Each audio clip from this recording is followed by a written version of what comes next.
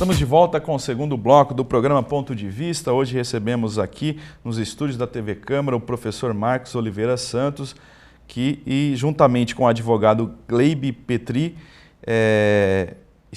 lançou esse ano, melhor dizendo, o livro A Nova Segurança e Medicina do Trabalho, com exercícios práticos para evitar doenças laborais. Participa desse bate-papo o presidente da Câmara Municipal, pastor Eliezer, e a gente retoma a nossa conversa aqui, muito boa no primeiro bloco, por sinal, e vai continuar sendo no segundo bloco, com relação ao livro. Você estava dizendo assim, dessa parceria com o Gleibe, e você entrou mais na questão da saúde mesmo, que tem a ver com a sua área, né? Isso. O professor, né, o Dr. Gleibe Petri, ele entrou com a parte da medicina e segurança do trabalho, que entram muitas leis, muitas normas, né? E eu acabei entrando aí com a síndrome de burnout e os exercícios para prevenir aí o afastamento do profissional. Mas antes de a gente falar desses exercícios, eu vou pedir aí para o Denival soltar um vídeo aí. A gente tem uma mensagem do advogado Gleibe, parceiro aqui do professor Marcos. É uma forma da gente conhecê-lo. E ele também que é uma pessoa bastante renomada no meio jurídico, né? Então, vou pedir para o Denival soltar o vídeo aí para a gente conhecer mais o outro autor, né, desse livro.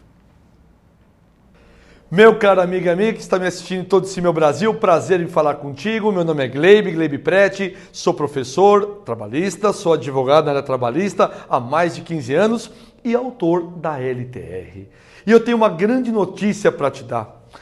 Acabamos de publicar esta obra, A Nova Segurança e Medicina do Trabalho, com exercícios práticos para evitar doenças laborais. Eu tive o prazer de chamar aqui o meu amigo e colega, professor Marcos Oliveira Santos. Ele é fisioterapeuta aqui de Tupã, São Paulo. Eu sou da capital. E eu chamei esse fisioterapeuta, meu amigo, para quê? Para que a gente fizesse uma obra que não tem no mercado. Uma obra que tem um objetivo do quê? De orientar as empresas, de orientar os advogados, de orientar os estudantes de direito como atuar para evitar acidentes de trabalho. E se porventura ocorrerem acidentes de trabalho, é claro, pessoal, aqui está a saída e as melhores soluções. E eu abordei na primeira parte desse livro a fiscalização, a terceirização e a síndrome de burnout. Qual que foi o objetivo desta obra aqui, meus amigos? Exatamente orientar as empresas como proceder para evitar problemas com o fiscal. Em outras palavras, você não está ouvindo notícias constantes que o governo federal ele irá extinguir praticamente as normas regulamentadoras? Que ele irá acabar com as normas regulamentadoras?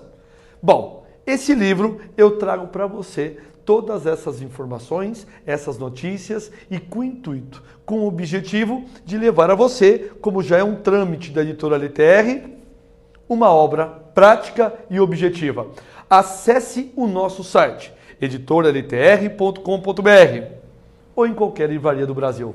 Muito obrigado.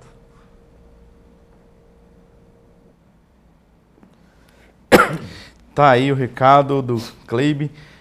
Agora vamos para um assunto, né, pastor? Bem aguardado, como a gente já falou, anunciou para o segundo bloco, que são as questões práticas para a gente evitar, né? Eu acredito que tem responsabilidades das empresas, mas também os colaboradores podem também fazer sua parte para evitar as doenças laborais, né? É verdade. Eu acho que essa parte aí o Marcos domina bem, vai poder trazer para nós um esclarecimento nisso daí. E eu percebo que hoje os empresários eles estão se despertando, né, para entender essa necessidade que o funcionário ele tem e até para que ele possa render mais no trabalho. Mas a informação ela tem que chegar para que tanto o funcionário ele possa entender as suas limitações, né, e o patrão também entender que isso faz parte e que ele precisa ter um olho também em cima do seu funcionário, preocupação, não pensar apenas em extrair do funcionário o lucro, mas se você não cuidar desse funcionário, ele não vai produzir como deveria, né?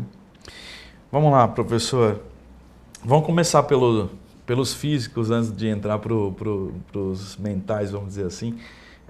O que é possível para de repente evitar dor nas costas? Você falou assim, nas articulações. Sobrecargas articulares, musculares. Na realidade, o pastor foi feliz novamente aí nas palavras, na parte que ele falou que hoje, antes pensava assim, esperava acontecer um problema, para depois já ocorria, logicamente, o afastamento. E hoje, as empresas, elas cada vez mais elas estão procurando profissionais, são os profissionais da área de ergonomia, que eles vão lá e adaptam o posto de trabalho da empresa para evitar justamente as sobrecargas articulares, musculares do dia a dia. Então a empresa hoje ela começou a aprender que gasta-se menos prevenindo do que com o afastamento do trabalhador. E aí onde que entram esses profissionais, por exemplo, os famosos ergonomistas, né? Inclusive nós temos aí dessa área que trabalha muito bem, tem um amigo meu que é o Fernando Borges, daqui de Tupã mesmo, que ele viaja esse Brasil inteiro aí dando suporte para as empresas, né? Na parte de ergonomia, o Gleib também é fantástico nessa área, viaja o Brasil inteiro. Então hoje eles são contratados pelas empresas para quê? Para prevenir a lesão. Então para você ter uma ideia, hoje existem cálculos realizados pelos ergonomistas, o tamanho de uma poltrona, o tamanho do assento, a altura adequada com o membro, por exemplo, as pernas do indivíduo, o alcance dos seus braços, os membros superiores no mouse de um computador, são tudo coisas que evitam o quê? As lesões. E aí entra também o profissional não só adaptando o posto de trabalho, por exemplo, o ergonomista, mas entra também aí tanto o fisioterapeuta quanto o profissional da área de ginástica, o educador físico, entra na parte das famosas ginásticas laborais, né? Então a ginástica no posto de trabalho, ela acaba prevenindo não só os problemas, as sobrecargas osteomusculares, mas ela também acaba adaptando o indivíduo para que ele tenha um dia menos estressante. Por quê? A partir do momento que você submete o indivíduo à prática da atividade, vários, que são chamados fisiologicamente neurotransmissores, eles são produzidos dentro do organismo. E esses neurotransmissores são produzidos dentro do organismo, eles acabam aí também, dentro do nosso corpo, alguns hormônios são acionados e dando a sensação para o indivíduo de prazer e bem-estar. Então isso perdura geralmente pela literatura entre 3 e 4 horas. Ou seja, se o indivíduo por pelo menos 2 vezes no dia, o dono da empresa, o proprietário, ele parasse por pelo menos 15 minutos de manhã e 15 minutos aí do almoço para a tarde e deixasse com que o indivíduo fosse submetido à prática do exercício por pelo menos 15 minutos, a sua produtividade seria muito maior. E o estresse psicológico também seria muito menor. Então, esse tipo de ginástica laboral também influencia a questão psicológica também do indivíduo? Com certeza, porque igual nós falamos, quando nós praticamos qualquer tipo de atividade, alguns hormônios e neurotransmissores são produzidos no nosso corpo, ou liberados, ou já existem e são liberados. Isso acaba dando a sensação de prazer e bem-estar. Por isso que quando você às vezes vai sair da sua casa e falar, eu vou na academia, sai, nossa, mas eu vou para a academia, será que eu tenho certeza que eu quero ir mesmo? Só que a partir do momento que você chegou lá e realizou o exercício, quando você termina, você não tem aquela sensação de prazer e bem-estar, dever cumprido. Isso não é só o dever cumprido. Fisiologicamente dentro do organismo, o que está levando ele a esse bem-estar é a liberação de neurotransmissores e hormônios dentro do seu organismo.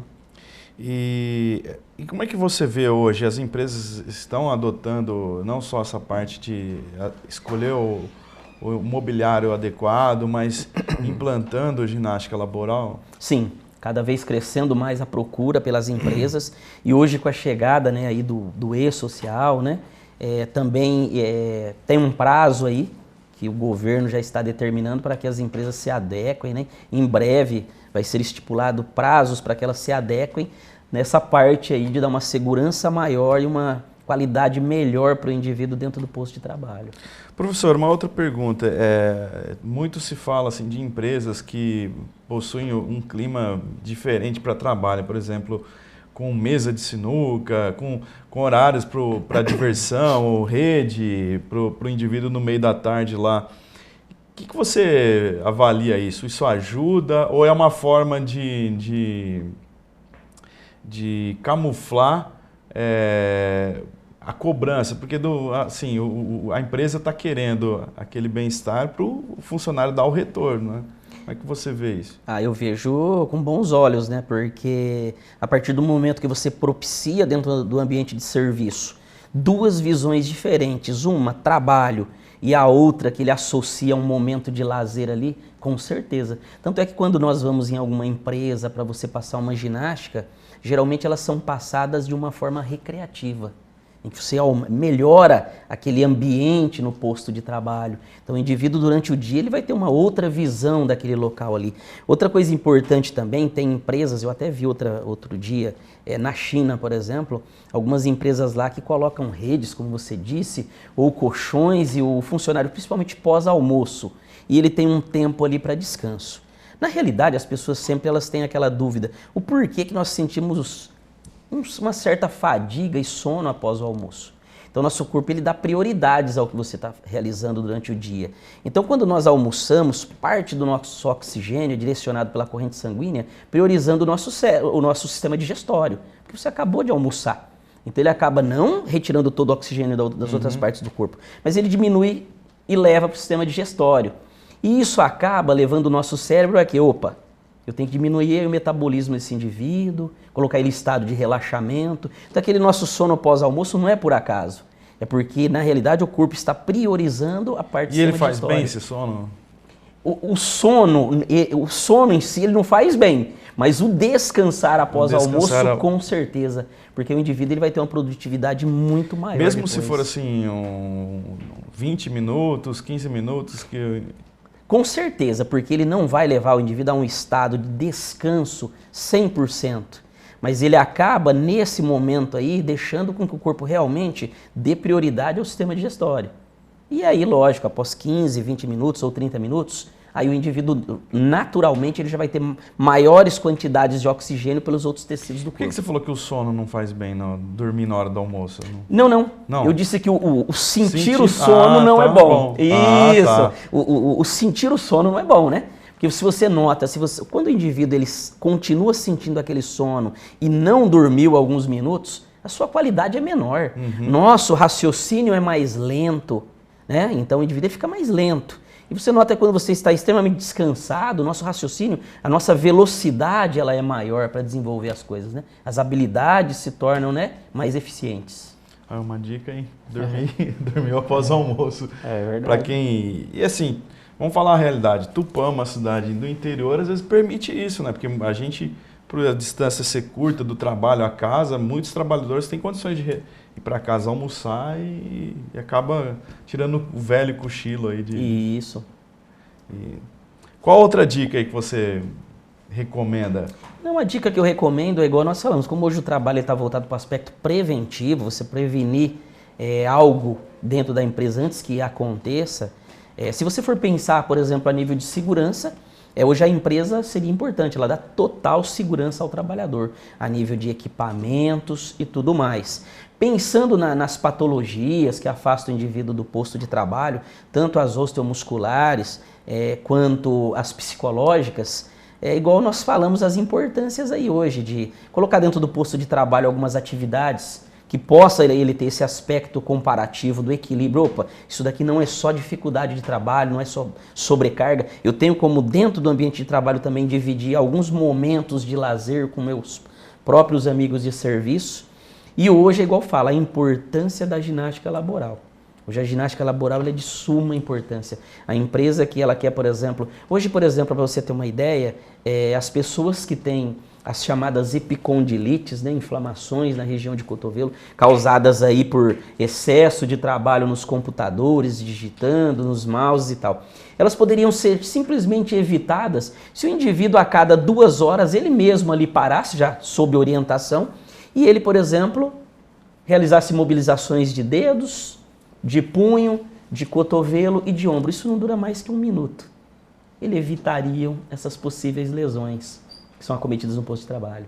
Então, eu acho que hoje você deve levar muito em consideração isso, o aspecto preventivo. Tudo que a empresa puder fazer a nível preventivo, ela vai gastar menos do que esperar o indivíduo se afastar do posto de trabalho. Pastor, são dicas simples, né? Assim, Coisa simples que faz toda a diferença, né? Agora, o empresário, ele tem que ter essa visão, Porque como o Marcos estava falando aí, né, quando você dá uma parada, você quebra uma rotina de trabalho, e você entra numa outra esfera, onde a pessoa vai poder relaxar, onde a pessoa vai poder pensar psicologicamente, ela vai falar, poxa vida, né, o meu patrão, ele está dando esse tempo visando a minha saúde. Então isso, psicologicamente, que ele falou, libera toda essa parte hormonal da pessoa, de saber que também o patrão ali, ele não está apenas querendo tirar dele, mas está preocupado com a saúde dele também, mesmo que seja para que ele possa produzir mais, mas também está preocupado, né? Porque se você tem uma carga horária de trabalho, toda essa carga horária, tendo que produzir pressão, sem você ter nenhum intervalo para que você possa fazer isso, que nem ele falou, um simples cochilo na hora do almoço, né? Não é dormir 2, 3 horas, mas um cochilo de 20 minutos, né? 30 minutos, 25 minutos, já faz toda a diferença para ele poder voltar, né? Então, por exemplo, quando eu trabalhava na Coca-Cola, trabalhei na Coca-Cola em Araçatuba, então ele estava falando isso, eu estava lembrando. A gente almoçava e todo mundo, eu trabalhava no setor ali, eu era operador de máquinas, né, no setor de produção, e a gente almoçava e já pegava um papelão ali, já jogava ali, e o pessoal, era 30 pessoas assim, deitava e tirava aquele cochilo até da hora, né, de retornar ao trabalho, e fazia toda a diferença. A gente sentia realmente preparado para poder voltar a trabalhar. E aí entra a visão do patrão, né? Às vezes colocar uma rede, às vezes preparar um lugar, né, talvez uma música mais, enfim. Então tudo isso é o patrão dar qualidade de vida para o funcionário, para que ele possa produzir mais. Então realmente são temas aí que tem que ser discutido com o patrão, mas com o funcionário também, de saber a importância de tudo isso, né? Pegando um gancho aqui no que o pastor falou, eu vou fazer uma pergunta aqui, de repente não sei se tem muito a ver com a sua área, volta à questão do almoço. É necessário ter algum cuidado com a alimentação também para render o dia? O indivíduo tem que ter uma alimentação regrada, por exemplo, para ele ter uma tarde, o segundo turno do expediente na mesma toada que consegue logo pela manhã? Um alimento, por exemplo, gorduroso, pesado, vai atrapalhar? Com certeza. Porque tem alimentos que o metabolismo, a quebra desse alimento pelo organismo, ela é mais rápida. E tem alimentos que eles são mais pesados e a quebra dele demora um tempo maior. Por exemplo, as carnes mesmo, elas demoram cerca de 72 horas para totalmente serem aí, né, excretadas do organismo. Então, assim, os alimentos pesados, se pensarmos assim, em moléculas de alimento. Agora, se você for pensar, por exemplo, em qualidade, a empresa ela sempre vai ter que ter um profissional da área da nutrição, como as grandes empresas elas já têm. Isso sim, com certeza é importante, que tenha um profissional da nutrição para que ele possa estar sempre prescrevendo o cardápio adequado, porque tem a ver sim com a produtividade do indivíduo. Tá certo. Infelizmente a gente já chegou ao final do programa, acredito que tenha sido muito esclarecedor. Eu passo aqui a palavra novamente ao professor Marcos para que deixe suas considerações aí, para quem tiver mais interesse, vai de repente adquirir o livro e pesquisar mais sobre esse assunto. Eu gostaria primeiramente aí de agradecer, né, o pastor Eliezer, toda a sua equipe aí, o Anderson, o André, né, que intermediaram a nossa vinda ao programa, né? Agradecer você também, tá? Obrigado aí pela oportunidade, pelo espaço. Eu gostaria também de agradecer alguns alunos do curso de fisioterapia lá da FADAP-FAP, porque eles fizeram parte do livro. Tem as ilustrações deles nos exercícios aqui, que é a Jéssica Ferreira, a Sandy, a Érica, a Gabriela, e temos também um aluno lá que ele é angolano, né? E ele participou desse livro, que é o Carlos, tá? Então gostaria de agradecer eles, agradecer também o reitor aí da faculdade FADAP-FAP, o Dr. Carlos, que ele abriu espaço para que nós realizássemos a parte dos exercícios laborais dentro da faculdade, tá? E esse livro ele é pela LTR, essa editora, né?